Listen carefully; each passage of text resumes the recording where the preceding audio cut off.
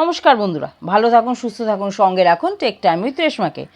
গত বছর মানে 2023 ঠিক আজকের দিনে 27শে ডিসেম্বর এরকমই একটা সুন্দর দৃশ্য উপভোগ করতে করতে বরানগর মেট্রো স্টেশন থেকে সোজা পৌঁছে গেছিলাম পোস্ট ক্রিসমাস এবং প্রি হ্যাপি নিউ ইয়ার সেলিব্রেশনের উদ্দেশ্যে। ঠিক এই বছরও 2024 27শে ডিসেম্বর আবারও বেরিয়ে পড়েছি এই মনোরম দৃশ্য উপভোগ করতে। কোথায় যাচ্ছি সেটা জানতে কিন্তু পুরো ব্লগটাকে দেখতে হবে। নমস্কার বন্ধুরা, যাত্রা শুরু করেছিলাম বরানগর মেট্রো স্টেশন থেকে, এখন এসে পৌঁছেছি ময়দানে। সবার প্রথমে যেটা ফুচকা সেটা খেয়ে নিয়েছি, তবে হ্যাঁ এবার কিন্তু আমি একা নই, আমার সাথে আমার ছোটো বৌদি আর এই ফুচকাটা, এটাকে তো আপনারা চেনেন যে এখনও ফুচকাটা খাচ্ছে। তো আপাতত আমাদের ফার্স্ট যে ডেস্টিনেশন সেটা হচ্ছে চার্চ। তো এখন চার্চের দিকে যাচ্ছি, চার্চে গিয়ে আবার আপনাদের সাথে কথা হবে। তাহলে চলুন যাওয়া যাক। আর আজকের এই ব্লগটা শুরু করার আগে আমি হলাম রেশমা, আর আপনারা দেখছেন আমার channel tech time with Reshma. আমরা কিন্তু বেরিয়েছি পোস্ট ক্রিসমাস আর pre happy New Year celebration করতে। তাহলে চলুন যাওয়া যাক, শুরু হোক যাত্রা চার্চকে দিয়ে। আর এই যে সবাইকে একবার দেখিয়ে দিই কারা কারা এবার আছে, এই যে। তাহলে চলুন যাওয়া যাক চার্চের দিকে, চার্চে গিয়ে আবার আপনাদের সাথে দেখা হচ্ছে। ছুটির দিন না থাকলেও নতুন বছরকে ওয়েলকাম করা আনন্দে চতুর্দিকে ছিল কিন্তু জমজমাট আর প্রচুর ভিড়। আর খাওয়া দাওয়া সেটা তো হবেই, ঘুরতে বেরিয়েছি তো। এই রাস্তাটা পুরো জুড়ে হচ্ছে শুধু একদিকে খাবারের স্টল, আর হাইদিকে এই যে লাইনটা দেখতে পাচ্ছেন এটা হচ্ছে বিড়লা প্যান্ট্রিয়ামে মানে এন্ট্রান্স যে গেট, সেখানে ঢোকার লাইন। আমরা বিড়লা প্যান্ট্রিয়ামে যাবো না, আমরা যাব হচ্ছে চার্চে। তো আপাতত এই খাবার দাবারগুলোকে পেছনে রেখে চার্চের দিকে যাচ্ছি। আগে চার্চ ঘুরে তারপর দেখা যাক নেক্সট কি খাওয়া যায়। প্রত্যেক বছরের মতো চার্চে মেন গেট দিয়ে ঢোকার পর পাশেই থাকে টিকিট কাউন্টার, যেখান থেকে 10 টাকা করে টিকিট কালেক্ট করে নিতে হয় চার্চের ভেতরে প্রবেশ করার জন্য। তবে হ্যাঁ, এবার জানলাম বাচ্চাদের কিন্তু কোনোরকম কোনো প্রবেশ মূল্য নেই। তাহলে চলুন যাওয়া যাক সেন্ট পলস ক্যাথিড্রাল চার্চের দিকে।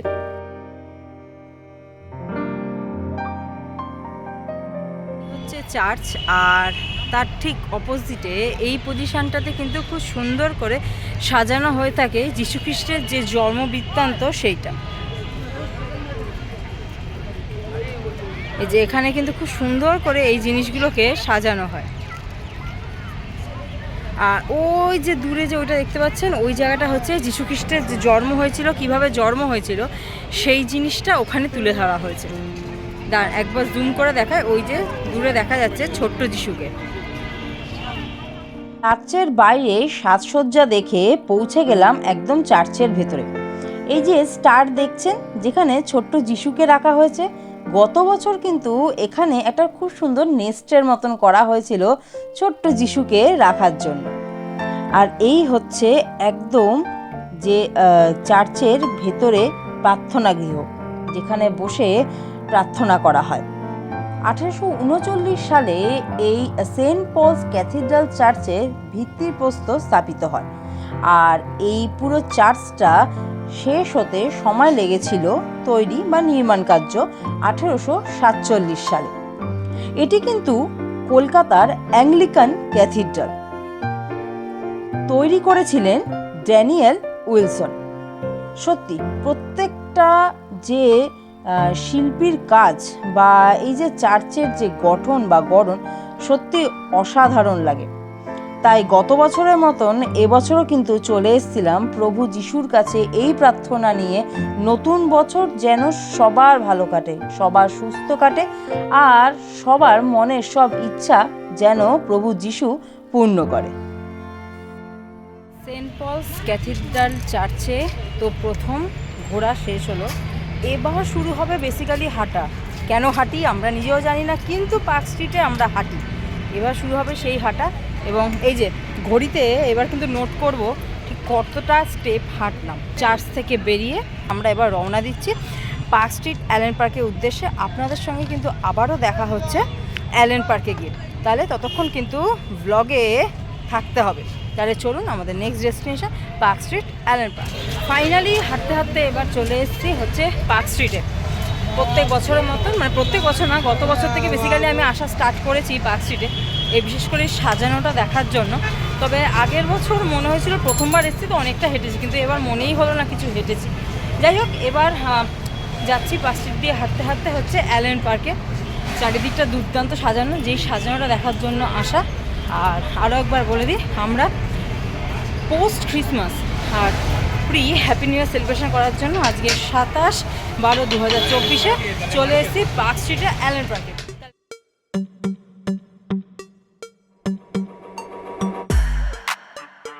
পার্ক স্ট্রিটে ঢোকার পর থেকেই কিন্তু মনে পড়ে যায় সেই দুর্গাপুজোর সময় জনসমুদ্র ঠেলে ঠাকুর দেখতে যাওয়া। আর এখানেও কিন্তু এই পার্ক স্ট্রিটে সেই একই অবস্থা, প্রচুর ভিড়। কিন্তু ভিড়কে উপেক্ষা করে এই যে আলোকসজ্জা, সেটা তো দেখতেই হবে। ওই যে বলেছিলাম, পোস্ট ক্রিসমাস আর প্রি হ্যাপি নিউ ইয়ারকে তো সুন্দরভাবে আগমন জানাতেই হবে। প্রত্যেক বছর এই পার্ক স্ট্রিটের রাস্তায় এত সুন্দর ক্রিসমাস ট্রিগুলোকে সাজানো হয়, বিশেষ করে প্রত্যেকটা দোকান যেন অপূর্ব সাজে সজ্জিত হয়।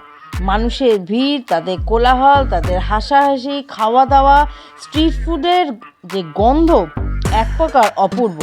আর সব কিছুকে ছাপিয়ে যায় এই এত সুন্দর মায়াবী আলো। মনে হয় শুধু শুধু ছবি তুলতে থাকি, ছবি তোলা যেন আর শেষ হয় না। সত্যি সেদিন কলকাতার বা এই কদিন কলকাতাকে যেন একটা অন্যরূপে দেখা যায় এই শীতের সন্ধ্যায়। আর এই যে স্ট্রিট ফুডে যে স্টল বসে, সেখানে কিন্তু বিভিন্ন রকমের বেকড, মানে নিউলি বেকড কেকের যে গন্ধ, সত্যি পেটে খিদেটাকে আরো একবার উস্কে দেয়। দোকান আর বিভিন্ন ধরনের খাওয়া দাওয়া সমস্ত কিছুকে নিয়ে কিন্তু প্রায় পৌঁছে গেছিলাম অ্যালেন পার্কের সামনে। না, তখনও কিছুটা বাকি ছিল। তবে সত্যি এই যে ফুডের যে স্টলগুলো সাজানো হয়েছিল, এখান থেকে চট করে চলে যেতে কিন্তু মন চাইছিল না। কিন্তু না, যেতে তো হবেই, দেখতে হবে এই বছর অ্যালেন পার্কের যে ভেতরে সাজসজ্জা কেমন হয়েছে। তবে সত্যি এই আলোর মায়াবী রোশনায় বারবার যেন পেছনে ফিরে তাকাতে ইচ্ছা করছিল, আরও একবার দেখি। আর ওই যে দূরে দেখতে পাচ্ছেন, রোড ক্রস করলেই অ্যালেন পার্ক।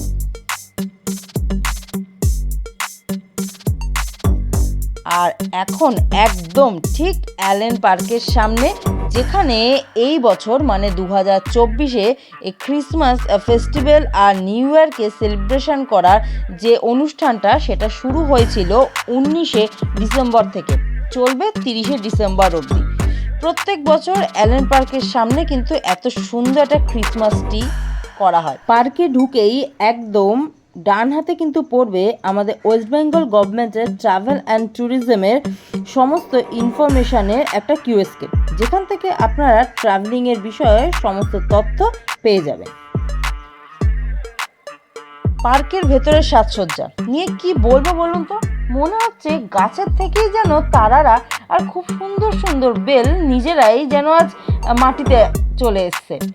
আর এই যে ঢোকার মুখে যে এন্ট্রান্সের যে আলোকসজ্জাটা অপূর্ব। পার্কের ভেতরে এরকম কিন্তু প্রভু যিশুর জন্ম যে বৃত্তান্ত, সেটাকে কিন্তু এত সুন্দর করে সাজানো হয়ে থাকে। বিশেষ করে এই বছরে উদ্বোধনী অনুষ্ঠানটা কিন্তু হয়েছিল খুব সুন্দর। যাই হোক, এগুলো দেখতে দেখতে প্রায় একদম যে পার্কের ভেতরের অংশে, সেখানে কিন্তু পৌঁছে গেছিলাম। অ্যালেন পার্কে একদম ভেতরে, বুঝতেই পাচ্ছেন এই স্টারটা দেখে। তো প্রত্যেকবারের মতন এবারও দুর্দান্ত সাজানো হয়েছে। এবছর দেখলাম কোনো অনুষ্ঠান কিন্তু হচ্ছে না, কিন্তু সাজানো হয়েছে দারুণভাবে। তাহলে চলুন একবার ভেতরটা দেখিয়ে আসি কেমন সাজানো হয়েছে, তারপরে নেক্সট ডেস্টিনেশনের কথা বলা যাবে। তাহলে এখন আমরা আছি পার্ক স্ট্রিটের অ্যালেন পার্কে।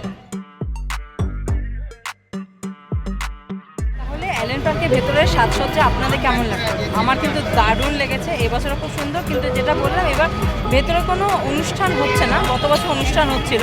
যাই হোক, 2024 মতো ক্রিসমাসকে অ্যালেন পার্কে টাটা বাই বাই করে দেখা যায় পরবর্তী ডেস্টিনেশন কোথায় যাওয়া যায়।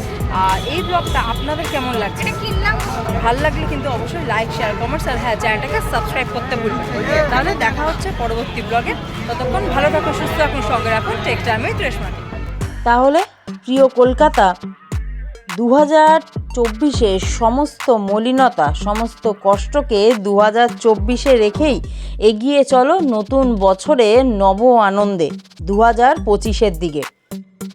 টেক টাইম উইথ রেশমার পক্ষ থেকে আপনাদের সবার জন্য রইল নতুন বছরের অনেক অনেক অনেক শুভেচ্ছা।